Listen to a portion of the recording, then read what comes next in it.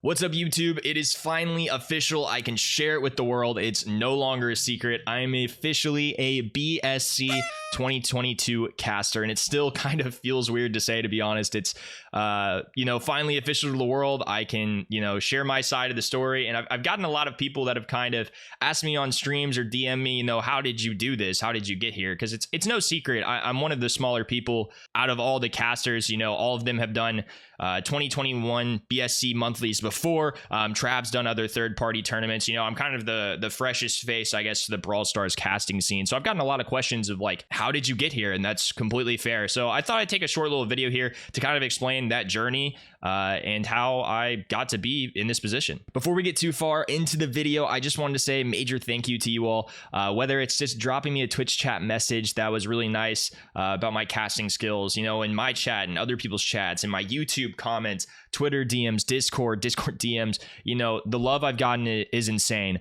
So thank you all. It really wouldn't be possible without you all. And if you want to see more future professional commentary on Brawl Stars or just tips and tricks, whatever it may be, those kinds of advice that you're going to see on my YouTube videos are going to be from matches I watch from the best of the best in the world. So this is the place to be if you want to improve a little bit at Brawl Stars or just hear a professional commentator's thoughts that plays the game pretty frequently. So I'd really appreciate it. You'll drop a like in the video and subscribed. But yeah, here I am. It's kind of crazy to see my name up here with all these people. I do have a pretty good relationship with a lot of them, and obviously, as a lot of y'all know, I've even casted with Ark and Trav at this point, but it is really, really cool to see this. And honestly, it didn't start with me doing anything crazy, not even third-party tournaments. Where I really got my practice in was all these community tournaments I hosted. I actually looked back at the start of this video, and my first ever one was November 7th of 2021. So it really hasn't been that long that I've been out here casting publicly. It's kind of something that's been more recent. The reason I ran those tiny, small community tournaments, nothing crazy, no pros or anything,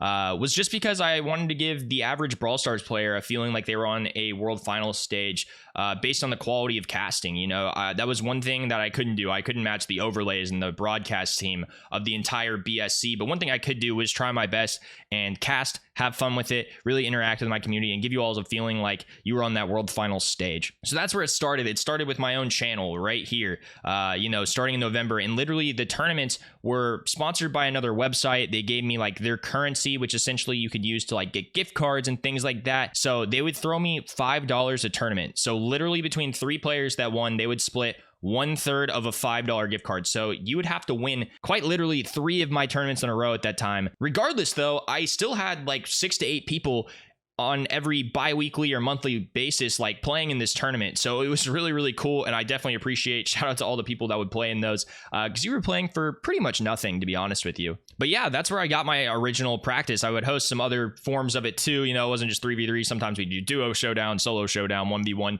things like that. But if you're an aspiring Brawl Stars caster, you don't need a bunch of professional Brawl Stars gameplay to really develop and practice. The way I got my first like real experience live was doing it on my own channel. So I did these tournaments for about 5 to 6 weeks, once a week, different formats, of course, but about 3 of them were probably 3v3 tournaments. And it was at that time when a buddy of mine named Yafan Smiles, another streamer from Europe, was like, hey, I'm hosting a $120 tournament. He was sponsored by another platform to do a 3v3 Brawl Stars tournament. So we had a kind of a for fun tournament. It wasn't the most strict, competitive format, but it was really, really fun to watch. There were a lot of really good players in it. And towards the end, even Tadamari, a coach that some of you all may be familiar with, he's the coach of Frutas. It's a really good team in the EMEA, and they're in EU1 for Queso Cup this season. I got to cast a few games with him. He reached out to me after and was like, hey, I think you're really good at this, and we would appreciate having an English caster, because Queso Cup at that time didn't have one for their region. And I told him I'd be super interested. I did a watch party. I wasn't paid to do it or anything. I wasn't shouted out by Queso Cup or sponsored by them or anything like that. It was just kind of me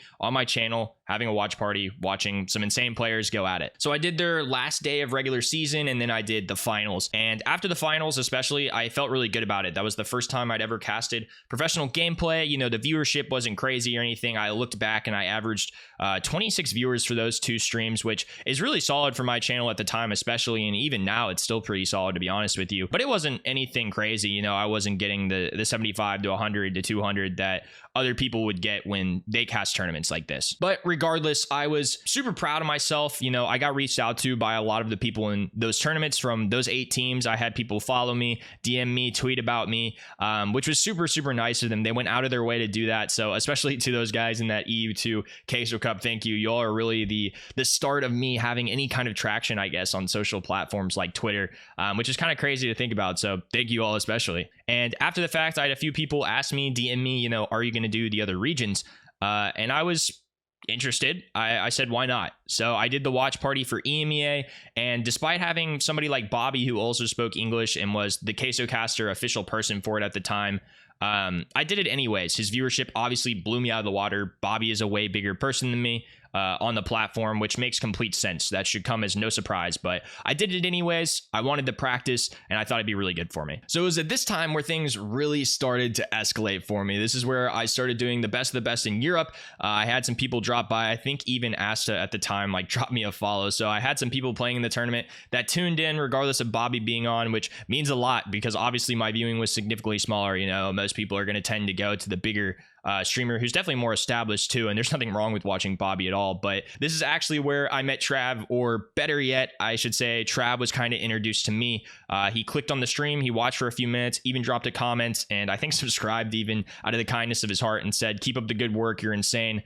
And I remember in that moment still being like so shocked that Trav Talks was in my chat. You know, I think that's when it first hit me that like, hey, I think I like have a legit chance of doing something like this. And I shot him a DM after. I was like, hey, like, thank you so much. Like that means a lot that you said those things. And he goes, yeah, dude, like you've really, I think you've got what it takes. And that was kind of the confidence I needed to keep going. You know, I just kept telling myself, if I couldn't get opportunities given to me, I was going to create them for myself. So the next day, despite insane problems with my internet, it was down for the entire day, but some miracle came up about 10 minutes before the actual live Queso Cup broadcast went up. I had another watch party. I did my thing, and I just tried to stay confident. You know, the love I got was insane. It was at this time too. I don't know if y'all have seen it. I can probably pull it up here, but Teddy even checked out my streams. That's where Teddy kind of found me too, and tweeted about my casting, and it was all just so overwhelming. The amount of love I've gotten, support from especially those Queso streams was crazy. I went about my day. I did the US one,